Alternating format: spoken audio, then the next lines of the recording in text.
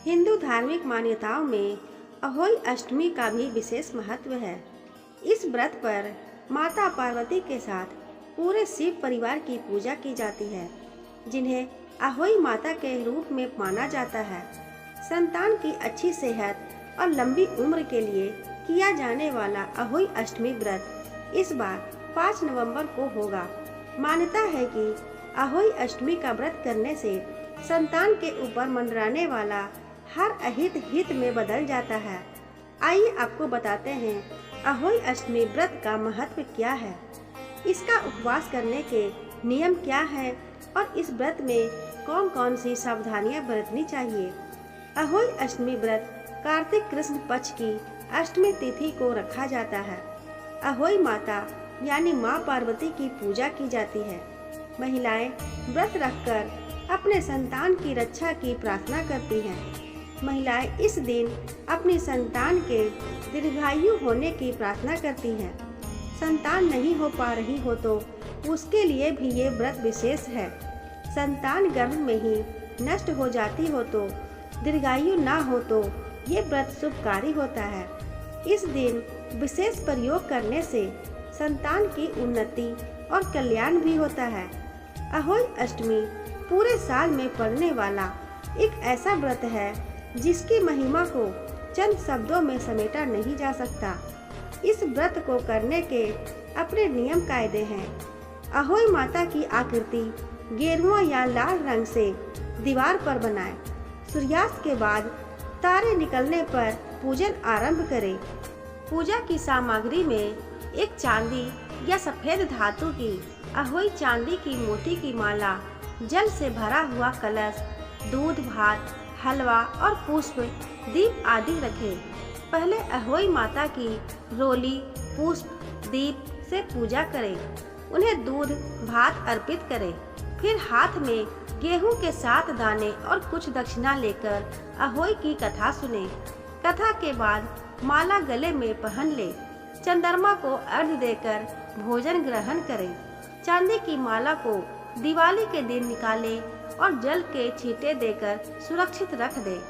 अहोई अष्टमी व्रत के साथ कुछ नियम और सावधानियां भी जुड़ी है। अहोई माता के व्रत में बिना स्नान किए व्रत पूजा अर्चना ना करें। काले गहरे नीले रंगों का प्रयोग बिल्कुल ना करें। व्रत विधान में किसी भी जीव जंतु को चोट ना पहुंचाएं और ना ही हरे भरे वृक्षों को तोड़ें।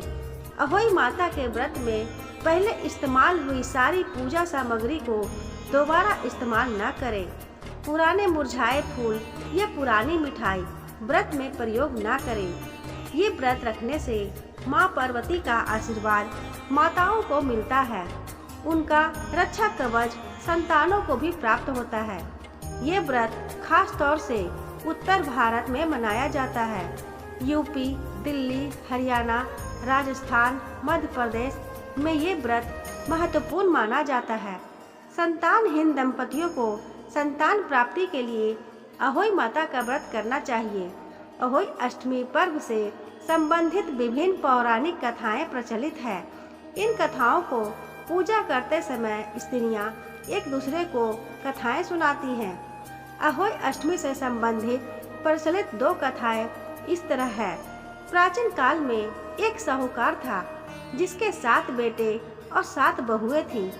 इस साहूकार की एक बेटी भी थी जो दीपावली के अवसर पर ससुराल के मायके आई थी। दीपावली पर घर को लीपने के लिए 7 बहुएं मिट्टी लाने जंगल में गई तो ननद भी उनके साथ जंगल की ओर चल पड़ी। साहूकार की बेटी जहाँ से मिट्टी ले रही थी उसी स्थान पर स्याहू अपने 7 बेटों से साथ बैठी हुई थी। खोदते हुए गलती से साहूकार की बेटी से खुरपी से स्याहू का एक बच्चा मर गया।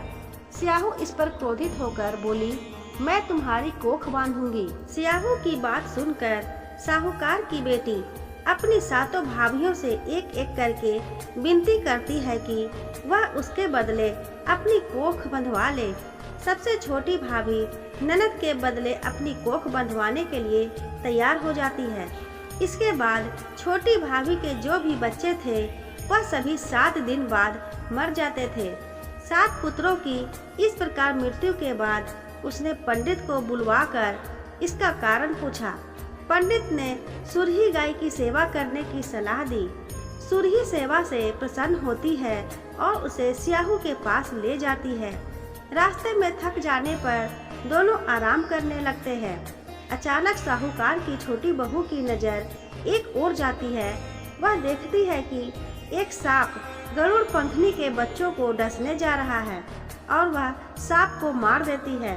इतने में गरुड़ पंखनी वहां आ जाती है और खून बिखरा हुआ देखकर उसे लगता है कि छोटी बहू ने उसके बच्चे को मार दिया है। इस पर वह छोटी बहू को चोंच मारना शुरू कर देती है। छोटी बहू इस पर कहती है कि उसने तो उसके बच्चे की जान बचाई है। गरुड़ पंखनी इस पर खुश होती है और सुरही सहित उन्हें स्याहू के पास पहुंचा देती है। स्याहू छोटी बहू की सेवा से प्रसन्न होकर उसे 7 पुत्र और 7 बहुएं होने का आशीर्वाद देती है। स्याहू के आशीर्वाद से छोटी बहू का घर पुत्र और पुत्र वधुओं से हरा भरा हो जाता है। अहोई अष्टमी का अर्थ एक प्रकार से यह भी होता है अनहोनी को होनी बनाना, जैसे साहूकार की छोटी बहू ने कर दिखाया था। इसकी दूसरी कथा इस प्रकार से है। दंत कथा के अनुसार एक बार एक औरत अपने 7 पुत्रों के साथ एक गांव में रहती थी।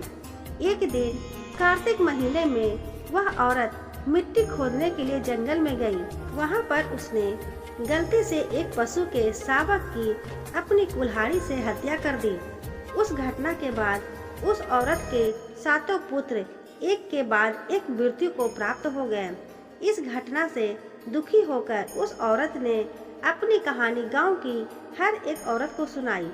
एक बड़ी औरत ने उस औरत को यह सुझाव दिया कि वह माता अहोई अष्टमी की आराधना करे। पशु के शावक की सोते हुए हत्या के पश्चात के लिए उस औरत ने शावक का चित्र बनाया और माता अहोई अष्टमी के चित्र के साथ रखकर उनकी पूजा करने लगी। उस औरत ने 7 वर्षों तक अहोई अष्टमी का व्रत रखा और आखिर में उसके 7 पुत्र फिर से जीवित हो गए। बोलो अहोई माता की जय। दोस्तों, अगर आपको ये कहानी पसंद आई हो तो वीडियो को लाइक करें, अपने दोस्तों के साथ शेयर करें। चैनल को अभी तक सब्सक्राइब ना किया हो तो सब्सक्राइब जरूर कर लें। इस तरह की कहानियाँ सुनने के लिए धन्यवाद।